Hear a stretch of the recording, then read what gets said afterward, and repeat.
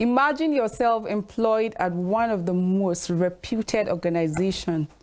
You have a perfect job, handsome pay and perks. All is smooth and life is sweet as sugar. Until one fine day, all of a sudden, someone at work starts gossiping and spreading false rumors and lies about you behind your back, and you finally get to know about them. How do you think you will react to this bad mouthing?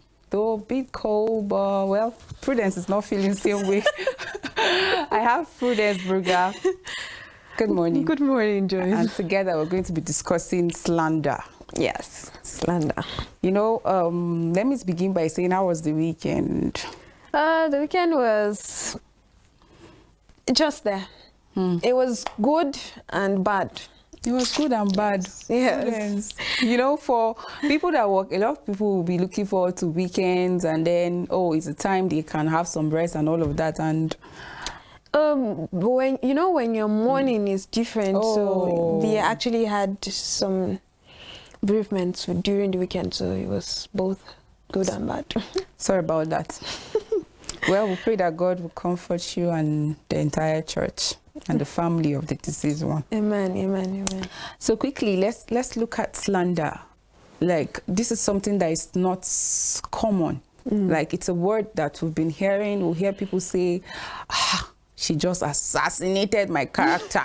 Like, people go ahead to even use that word to describe how someone has said something about them that is not true. And that was why I began by talking about the fact that you just got a job with this fine organization. Like, start hearing things about you, somebody gossiping, telling lies, and like, Prudence, if you're in that person's shoe, how would you react to that? Oh, sweet Lord. If I was in that person's shoes, free to an extent, I would just, or something, like I wouldn't want something to make me relate with the person, mostly. So, I think that's what you're going to allow the person, like, this is of talking to the person when the person has already, for the person to even go and start saying things like that, it means that the person is not even looking at me in a good light. So I don't see any reason to react over the top about it, like just become very aggressive or something about it. It's not like it's going to change anything in the person's mind. The person's mind is already fixed. So what I'll be working at is to regain my character, my reputation. More like I would like to just get it back instead. Well, I don't see any. Okay, so how would you work? Like, I'm so interested. Like, imagine you just got this sweet job. Like, see the way I'm describing this job. Like, and then everybody is praising you. Then all of a sudden you start hearing one person going to meet A, telling Mr. A this about you, going to Mr. B, like literally walking around the organization trying to tell people terrible things, like lies about you. And do you not think that what the person is saying can make those people see you in different lights and might affect you? It happens. So would you just ignore the person and then... It happens, but even if you confront the person, I don't think the person is going to change. So yes, I might confront the person. Maybe you just say, why did you do that? Could you stop doing that? But then it doesn't really mean that the person is going to comply. So what I will focus on more is myself. I'll be myself, work on myself, work on the work that I've been given. I would just focus on it and then deliver what I need to deliver, because I don't see any. That's a good one if you ask me, because regardless of what people are saying. But just so our viewers will know, to the day you leave, like, have you heard something about yourself that you're like, wow, when did I do that? When did I see that?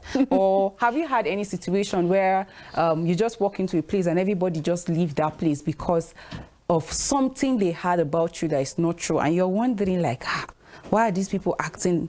So at Equa Television International, drop your comment. Let's know how you reacted. Let's know how you feel when you had those terrible lies about you that is not true. And so quickly, let's just talk about slander. Like, what's your definition of slander? Then that would actually reflect on the person's character or the person's rather. It's gossip. So gossip could just be spreading these stories about you that are true or not. This person is like this and this person is like this, and then you go out and then you broadcast it to people and make people slander. It's like libel, but the only difference is that libel is written and this one is just broadcasted. You would say it's maybe through word of mouth or something like that. Well, I agree with you. Like, when you talk about slander, you're just talking about a false statement that is being spoken about somebody. False statement, like that's the key word. Something spoken about somebody that is not true.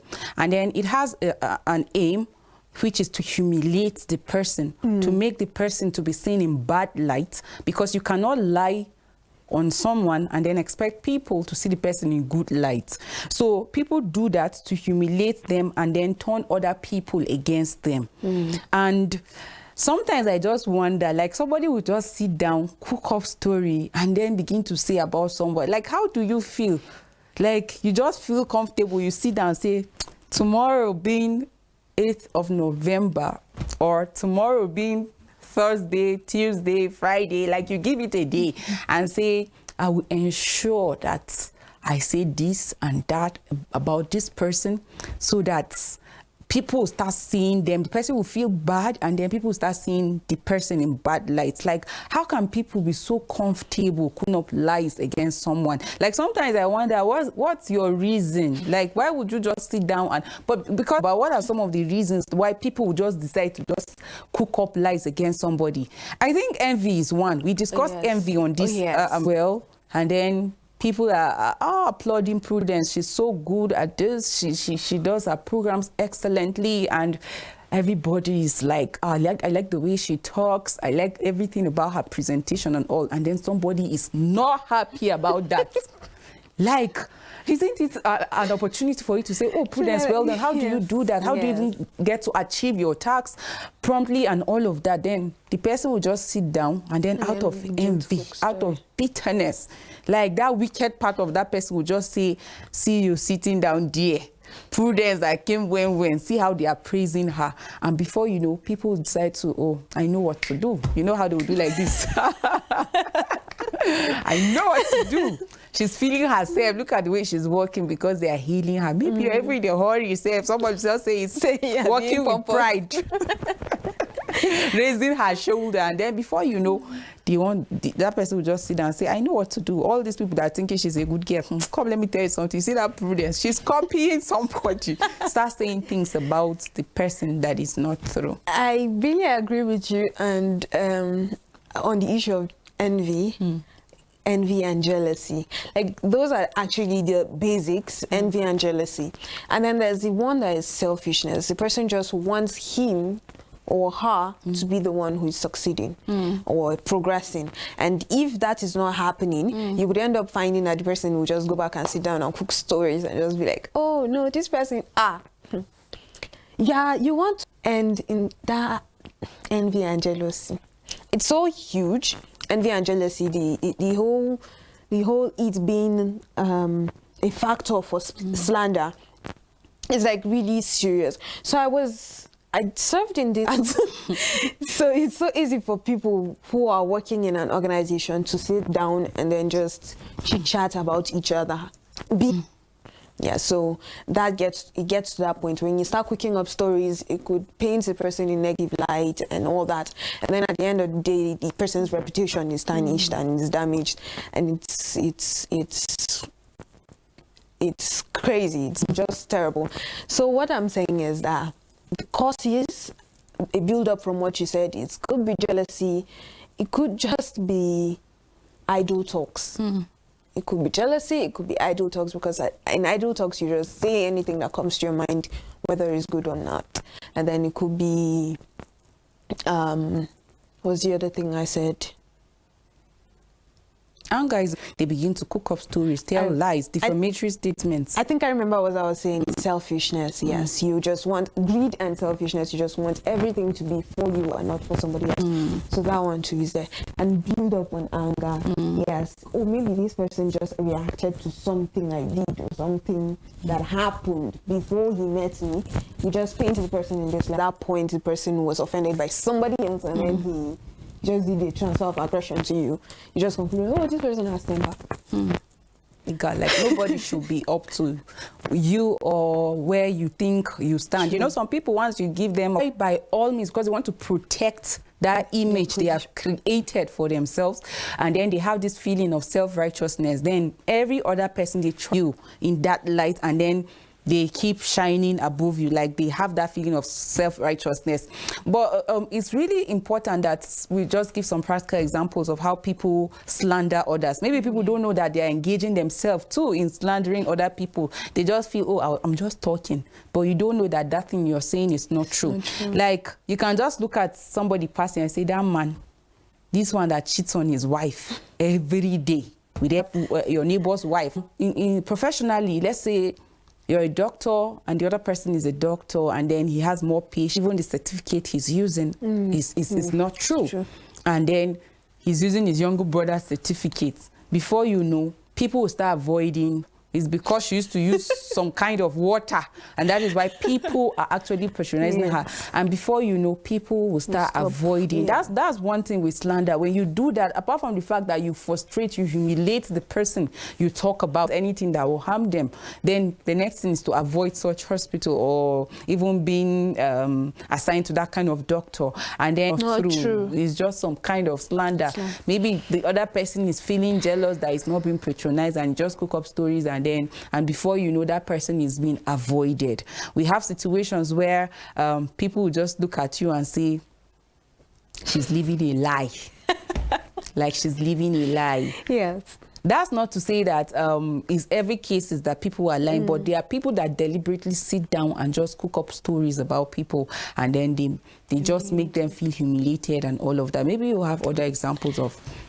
Okay, so I don't know. I want to use, and I think she went about saying certain things that just made people to stop coming to our house, and the people that are frequently not coming. Why is that person not coming?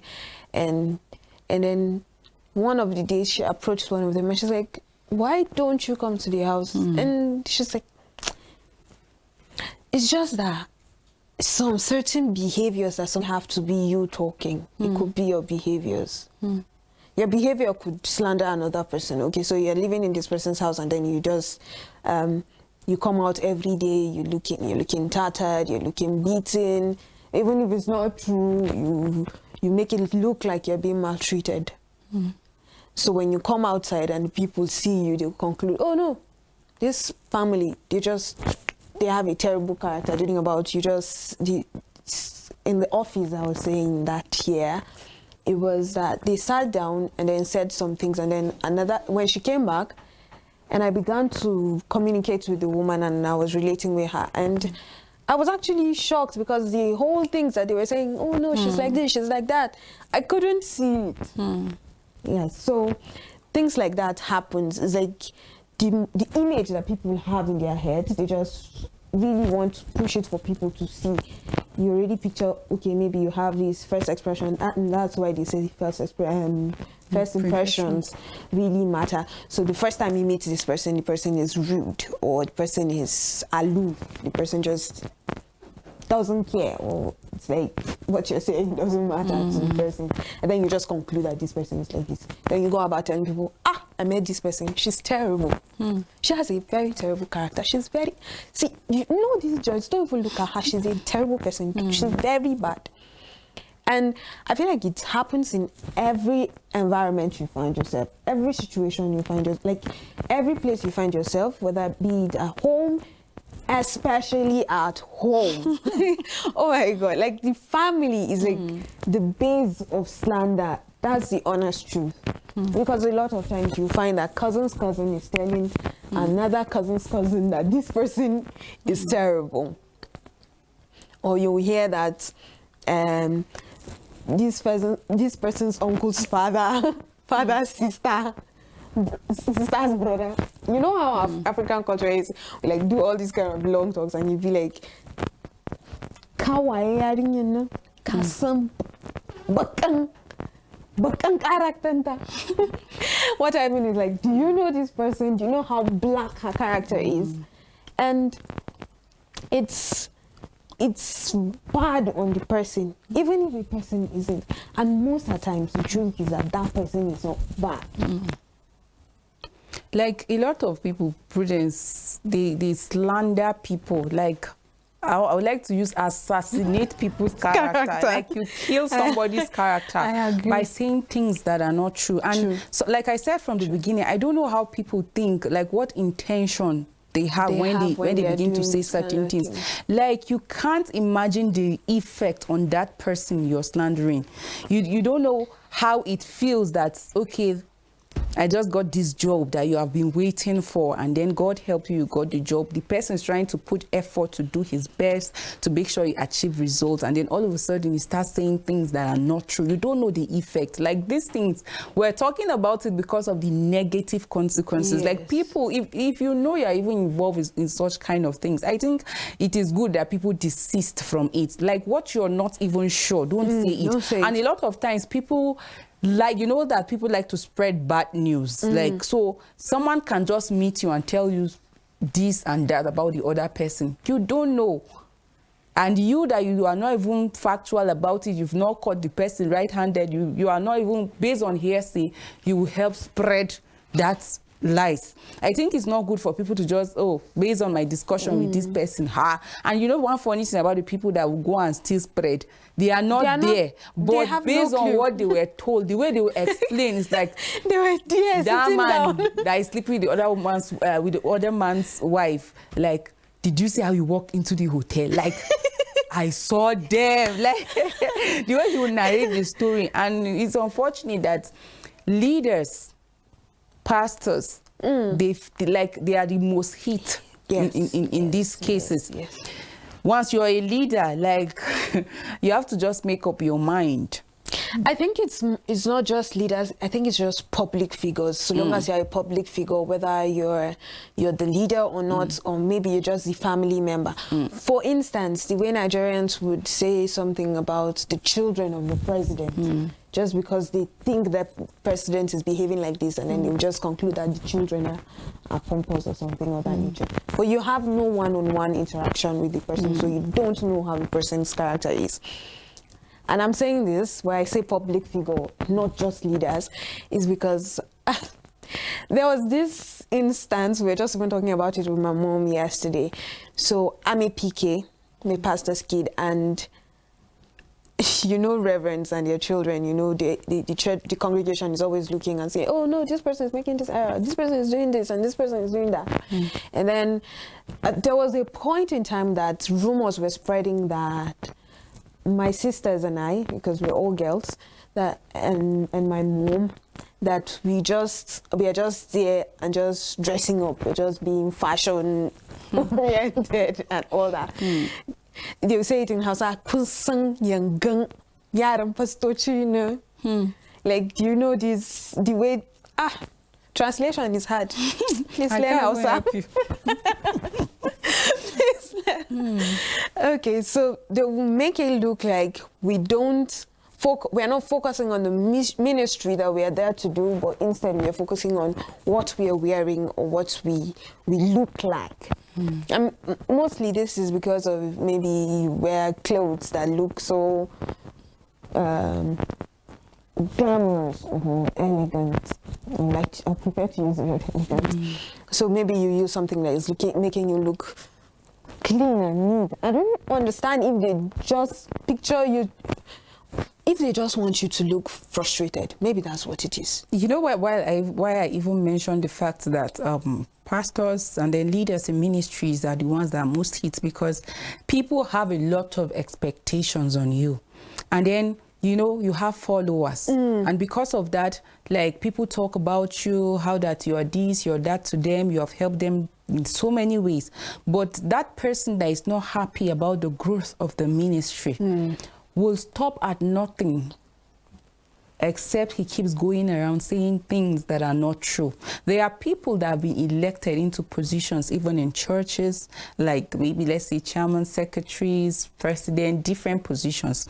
Before you know, people start saying things that this is the person that actually brought him to power. This person is not even doing the work. It is actually this one that is doing. Like, people keep saying things and you wonder, you fold your hands down, like, is it actually me that they are talking about? That I hardly sleep, I'm always up and about and all of that. And like I say, this slander we're talking about, it has negative consequences. When you look at the damages, like, it damages the reputation of the person you're talking. And then it's such... I don't even know how to describe it. Like, the feeling is not good at all, Prudence. Like, it makes people see that person in bad light. Yes. And then it leads the person to being subject of contempt, ridicule, and even hatred. Like, people start hating you for no reason. They have actually a reason, which is the lie they had or the lie they have cooked up. And then people start hating you, people avoid you. That's the terrible part of it. And then it causes the person to be shunned or avoided. And like I said, in terms of a job, like, you can even be fired based on what was actually said about you. And the person is feeling ridiculed, shamed, there's hatred, there's being scorned, belittled, when you're actually respected. And all of a sudden, people that used to, good morning, daddy, good morning, they see you and they just look at you and then they just ridicule you past. When you're passing, people start laughing at you, like, you're wondering, because of the slander. I actually heard a story about somebody who stayed about 20 years or 40 years in prison because another person said he was an accomplice to a murder case. So he was in prison for life, and then they went to revisit the case, and then they got that the person just said it because it's funny. He said the real culprit said he only called this person's name because they were beating him to ask him for who his accomplice were. So it hurts the person. For 20 years you stayed in prison for a crime you did not commit. That's what happens with slander. And this, I'm just giving an extreme example of what slander has done. Okay, so as you said, you could be fired. Slander, you could be fired. But more like, the most is that people will begin to avoid you. People won't want to come around you. People would stop picking the person's calls. And all that is because of this person who is going about slandering your name. And it's painful to the person who is being slandered. But most of the times you find yourself in a situation where you can't even vindicate yourself. Like, it's important we talk about dealing with that, because, you know, in the workplace, for example, you're being slandered just when you're about to, like, you're focusing on your work, trying to achieve results, trying to do the needful, you have deadline and all of that. And then somebody that has the time, that doesn't have work to do, is busy going around saying things about you that is not actually true. How would you deal with that? Prudence, a lot of people don't know that slander is a criminal offense. They don't know that. It's a criminal But it is a criminal because offense. it's spoken, and then the person can sue you to court. Yes. And then you might end up paying a fine that you cannot even afford, but you will need to raise that money at all costs. Like, any comments that you make, apart from the fact that the Bible is clear about that it is a sin. It is a sin, a destructive one at that. Yes. We're going to talk about that. Yes. But even in the law, it is a crime. Like, it is a crime. People need to understand A punishable crime. A punishable crime. And then you end up paying a fine. As far as you've said it, something that is not true, you don't even know. There's no way to start explaining that it's this person that actually told me. No. For the fact that you balance and then decide to cook up stories that are not true, and then you made, there's evidence that the person is being belittled, that the person is not respected, that the person is being ridiculed, that the person is being avoided. For example, the case of the doctor that I said, that you say is not a professional, he actually faked his certificate and all of that. If this person can prove that because of what you said, Patients no longer patronize his hospital, and then people no longer respect him and all of that. You will be sued for that comment. And then if you made that woman who is trying to sell her food to make a living, sponsor her children, you say things about her food and all of that is not true, you can't even prove it, then you also be sued and you pay for it. Like, people need to understand that that is a crime. Like, when you say something like that, you leave the people frustrated. You leave these people that you slander depressed. Like, imagine the emotional distress that this person is going to go through. Like, I don't know if people actually consider that, or they just, well, that is the whole aim, is to humiliate you. But it's important that as a person, you should know how to deal with that. Like in an organization, you know, when you have an expectation that I'm going to meet different kinds of people, the good, the excellent, the people that are jealous, the envious one, and all of that. Like, you have that in mind, that because I'm going to meet different people, they are from different places, then they have different upbringing and all of that, then there's that expectation. And if you have that expectation, it will help you deal with slander statement when they even come. Live above that. This is not you. Like, I've had a situation sometimes back where, like, I was called where I was working, then I was called and then told that, and then the boss then would tell you, we won't call the name of the person and tell you everything the person said. And he said it, and I was so quiet and shocked, like, I didn't say this, I didn't even mean this in any way. While he was talking, I was just thinking, why would this lady say that? Like, I was just so, while they were just talking to me, I was just imagining why. I didn't even say this, not even in my dream. So what was the reason that made this person to go and meet these people to say that? Sure. Oh, so that I will be sacked? Or like, how? Obviously, okay, I was seen in this good light, and the person wanted to be this self-righteous, you want to be seen as superior and all of that. I couldn't defend myself, because, in fact, it was more like they have taken a position based on what they had. So after hearing everything, Prudence, I just apologized. I didn't say any of the things that I heard. I apologized and I left. And she said, did you? I said, I didn't even say anything like that. I can't even remember even my dream saying that. She said, don't worry, like, time will tell. Like, I cried because of me, and you said that. They took their decision. I was not sacked though, but, you know, the fact that they're seeing me in that light of... But just like my sister encouraged me, don't worry, time will tell. But I didn't say anything. I didn't fight the lady. I kept working. Like, I knew I have a responsibility. I focused on what my letter said. This is what you were expected to do. Like, I kept doing my work. And sooner, like, very soon, like, the truth came out, and then they called everybody, and she ended up apologizing. And you cannot assassinate somebody's character and you think that it will last. It will last. No, it wouldn't. So it's important that you that you've been slandered understand that, live above those lies. And then sometimes we try to be defensive. And when people say things about you that are not true, you don't always have to defend yourself by trying to explain. Like, imagine an organization, I meet you and say, that thing that they said about me is not true. I start explaining. The fact that you continue to explain, people will not even believe you. They'll start thinking like, maybe there's actually some atom of truth from what that person is saying. Let God be the judge. You get? But the moment you start explaining yourself to people, there's a way that people will start doubting if actually, but let it slide. But if you cannot let it slide, like somebody like me that went and cried and decided to move on. But if you cannot let it slide, you know, you can actually talk with the person. Meet the person one-on-one. Like, ask question. You said this about me, like, why? They are like, you're not going to start fighting or, hey, so I know you can say that, start like challenging the person and all of that. We can so feel bad about certain things, and if you cannot hold it, I think it's important. Some people can just, let it be. Yeah, it's not true. And then they just decide to let it. But if you cannot, you can meet the person and then...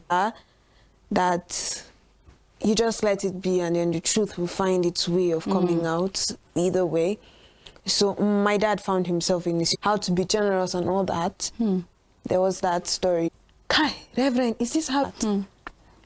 And happens like that, you would sometimes it's just better to let it work out. Like, a lie would always come out. You let it. My own opinion is that you react in the hurt you're feeling, or in the anger or the pain, you would overreact, and it will become something. Sit down and then let it cool off first. Yes, approach the person if need be, or approach somebody that you trust to help you approach the person, or like you guys should approach him together, like a third party. That did not work out. I'm saying this in situation of where you know the person really well, and that's maybe it's a family member or something of that nature. You could use a third party to help you people. But if that doesn't work out, I think it's just better to sit it back and let it work out itself. You know, talking about letting it be, like in my situation, I think when I was slandered, first instance, like I had it, but it didn't even matter to me, because I felt time would tell. Like, this is not me. You're just saying who you are. Like, you know, it tells a lot when you begin to tell lies about people. It goes a long way to tell the kind of person you are. If you were actually busy and if you're up and about, you have things to do, you won't even create time to start saying lies about people. So it tells more on your character than the character of the person that is slandering the other person. So, like, I wasn't bothered.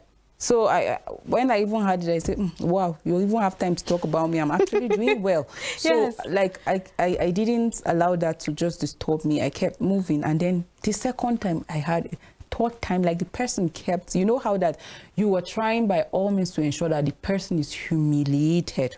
You try to ensure that every other person around sees the other person in bad lights. You know, people like that would not stop. They wouldn't stop. And then it really hurts them when you even do nothing about it, like when you ignore them. Yes. And then you keep being like the best trigger. you can. Yes. And so this person kept doing it. And then on the second thought, I just like, oh, I think it's important. I talked to this person, and then I called and I said, oh, you said this, you said it. Like, why? Like, why do you have to? And then based on the explanation at the end of the day, like, it was just so, like, misunderstanding. I don't even know how to even define it. But at the end of the day, like, the person apologized. And so maybe the other, you have been hearing things about you, not the first time, second time, and like it's actually bringing your character down. It's making people see you in bad light. People are beginning to avoid you. People are beginning to disrespect you, and you feel you cannot take it. You don't have to fight it. Like I said earlier, it is a sin. Like it's causing gossiping. It's destructive. So if you cannot take it, you can actually talk to the person. If you see that it's beginning to, you can talk to the person, but more importantly, you can commit your reputation to God. You know, every day when you wake up, you pray. When you pray to God, commit your reputation to Him. Like on your own, you can't protect your reputation. No matter what you do, you end up even living a lie or trying to please everybody. Because if you're all, everything you do, my reputation, no, my reputation, if you're too careful about your reputation, you will lose it. You lose it. So every day when you wake up, commit your reputation to God. Have no fear for people or anything that people will have to say. Like, when you commit your reputation to God, He's always there to guide you and vindicate you. Even when people say things about you, like He will take that sting away. And then you wouldn't even be disturbed. At the end of the day, that person that is telling, like, have you not heard of situations where people keep talking about somebody, slandering the person's character? And then the same people now go back and meet and say, I'm here to apologize. So, like, I've been saying this about you, and I noticed it didn't even change anything about you. And, like, I'm here to apologize. Like, commit your reputation to God. If you cannot, if you think like you cannot take what people are saying, you can gently confront the slanderer. And when you gently confront them, I think it's going to be also another way to deal with that. So let's look at what does the Bible say about slander. So first of it is that the 10 Commandments says, the 9th commandment in the 10 Commandments says, do not bear false witness against your neighbor. In case you're searching for that, it's from Exodus 20 verse 16. It says, do not bear false witness against your neighbor. And if you say false witness, that means lies. It's slander. You're just saying untrue things. False witness, you did not see it, and then you're going to go and say what you did not see. So that's lies, and it's slander. And God took his time to put this in the 10 commandments that he gave the Israelites. That's how serious he takes the case of slander. And then he said in Proverbs, actually, Proverbs 12 verse 22, he says, lying lips are an abomination to the Lord, but those who act faithfully are his delight. Lying lips are an abomination. He hates lying lips. He hates lies. So when you're lying, when you're slandering, when you're going to go and tell people things that are not true about this person, God hates it though. He hates it, like he hates it. He says it clearly. God hates lying lips. It goes on and on. There are a lot of things. Psalms 101 verse 5 says, whoever slanders their neighbor in secret, I will put to silence. Whoever has haughty eyes and a proud heart, I will not tolerate. Majorly, the point is in the first part where he says, whoever slanders their neighbor in secret, he will put to silence. Other verses says he would destroy. Whoever slanders their neighbor in secret, he would destroy.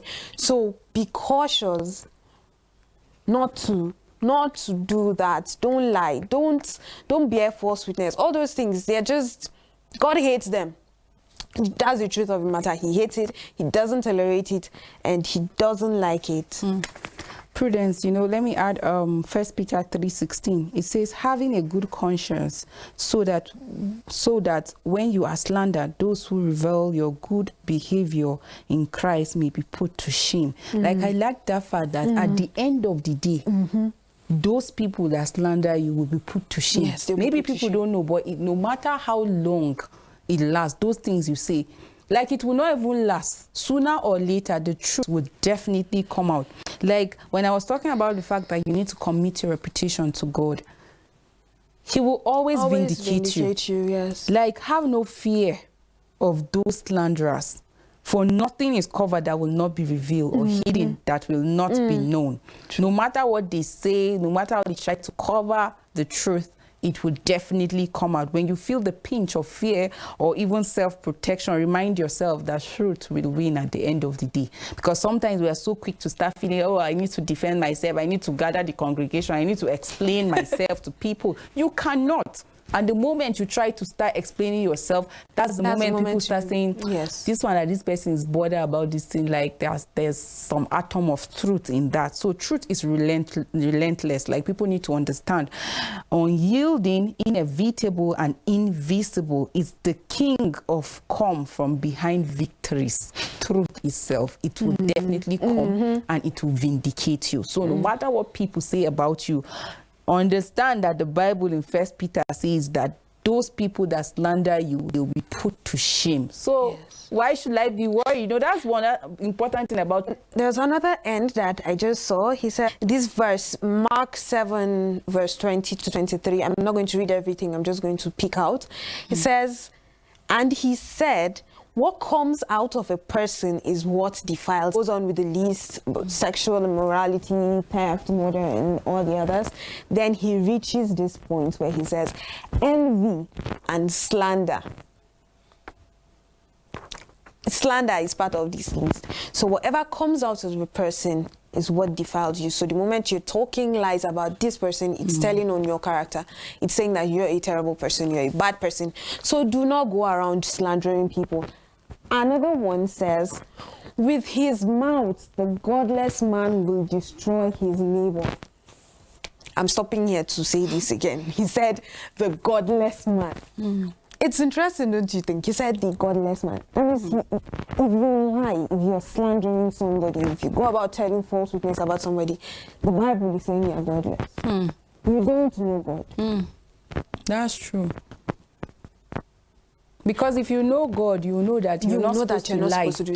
In case you want reference to that, it's Proverbs 11 verse 9.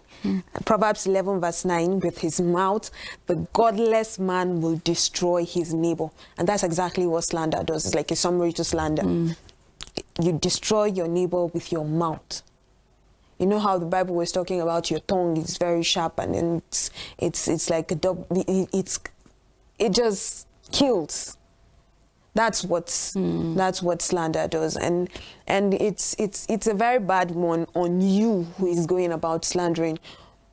I feel like it's more, the implication is more on the person who is going about slandering, because it's, of course, the person that you're slandering, it's a momentary thing, and then the person could get over it and succeed.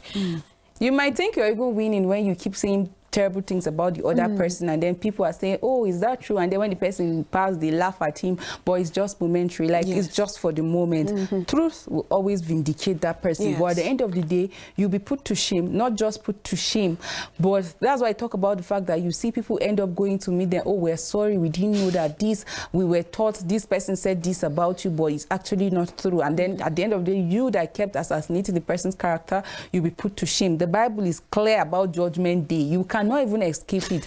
It is a sin, and we talk about the fact that it's a destructive sin, in fact. And because it is a destructive sin, you that you're engaged in that, if you don't repent of it, you will face judgment. Matthew 12:36 say, I tell you, on the day of judgment, people will give account for every careless word they speak. Like we're in a world where people will say things and they will say, I was only joking now. The Bible says every careless word you use, you will give account of it. So it means that whether it is a joke or you are just saying it to have fun, like you need to avoid it. It is a careless one. You should avoid it. I think people should deal with this spirit of envy. Deal with that spirit of jealousy. If you have the spirit of anger, deal with it. Self-righteousness, deal with that. If you can deal with the spirit of suspicion also, it will help you to avoid slandering people. If you deal with this, you too are going to have peace of mind. You're going to live freely, and then at the end of the day, like a person, it's important that we understand the harm we cause to people when we slander them. Like when you slander people, you damage their reputation. When you slander them, you cause people to ridicule them. When you slander people, you cause the person to be shunned or avoided. Like it goes on and on. That person will be ridiculed, he'll be shamed, he'll be hated, he'll be scorned, belittled. Like when you say things that are not true about the person, he'll be held in contempt. Like right-thinking people in the society will see the person and say, this professor, Mantadashi, like forget about him. They'll say this pastor, so-called pastor, forget about him. We know what he does. Why? Based on lies that were told. Like nobody has made you a judge over anybody. Let it be for God to judge people. Like we shouldn't go about telling lies about people just because we want to be exalted above them, or just because we are not happy that they're excelling. A day is coming that you'll be put to shame if you don't end that kind of character. Like it's not a good one. The Bible is clear about it. It's a sin. And as believers, I think as much as we can, we should avoid all this kind of sin. Like we live our lives to please God.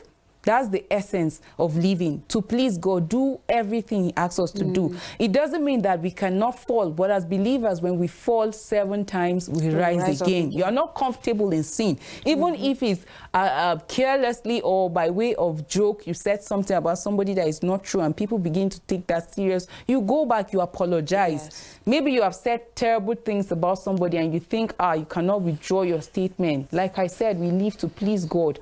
You can withdraw that statement by going to meet the person, apologize. You don't know the harm you have caused. Like I talk about the fact that that person will be humiliated, depressed, and all of that. Go back to the person, ask for forgiveness, ask God for forgiveness, and then the people you have gone to tell things that are not true about the other, meet them, apologize. What I actually said about this person is not true, and I think that will be good.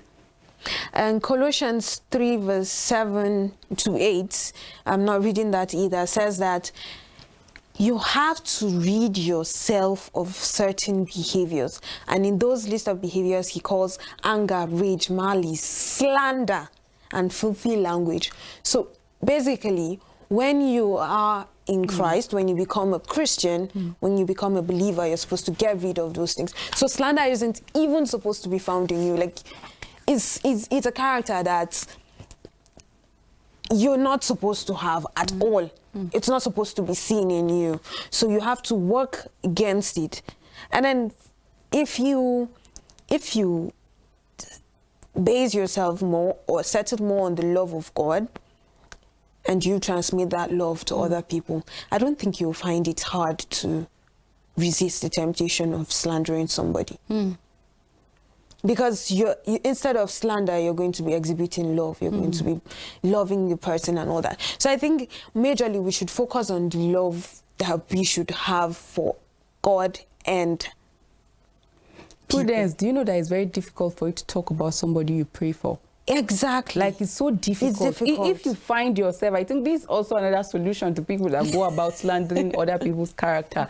Like, you can deal, if you think you cannot stop it, start praying for the person. Yes. That person you're assassinating his character, like, start praying for the person. When you start praying for that person, then you will not be able, because you're trusting God for that person, then that moment that your mouth is about to open to say something terrible about the person, you remember that, oh, I'm praying for this person. Yeah. So, like, our time is fast spent. We need to draw the curtain, dot our I's and cross our T's. Thank you for joining us on today's edition of Today's Like. Like, it's been awesome doing this with you. Thank you for all your likes. Thank you for your comment. Thank you for always staying with us. Before we go, Prudence, maybe your final words to our viewers out there. Okay, so I would like to say slander is terrible. Do not engage in it. It is terrible to you, especially. It's detrimental to you. In fact, see, I feel I'm saying this thing again so that it will lay an emphasis. If you slander somebody, it's leaving more marks on you than on the person, because the effect that it's going to have on that person at that moment is momentary. The effect it's going to have on you is long-term. You would not grow. You would just stay stagnant. So do away with slander. Just as Colossians says, I'm going to leave you with this word actually, Colossians 3:7-8, which says, you used to work in these ways in the life you once lived. But now you must rid yourself of all these things as this: anger, rage, malice, slander, and filthy language from your lips. So I'm going to end it today here with that. Please rid yourself of all these malicious talks. It doesn't get you anywhere. Instead, it kills you. Thank you so much. Like, you need to rid yourself of slander in case you have indulged yourself in that kind of discussion or saying things that are not good about people. But to you out there who has been slandered, like, and you have been living in frustration, humiliation, depression, you have been feeling distress because of what people have said about you that is actually not true, I want to encourage you this morning by telling you the best way to deal with slander is to pray about it. God will either remove it or remove the sting from it.